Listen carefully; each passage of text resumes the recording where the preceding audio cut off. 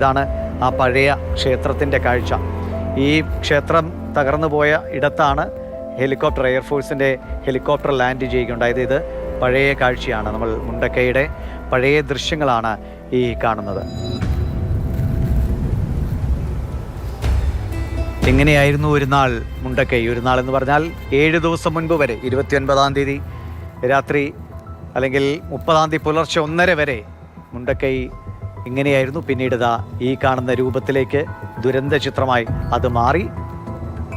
എങ്ങനെയാണ്, എത്ര വ്യാപ്തിയിലാണ്, എത്ര ആഴത്തിലാണ് ഈ ദുരന്തം ഉണ്ടായത് എന്ന് വ്യക്തമാക്കുന്ന ദൃശ്യങ്ങളാണ്.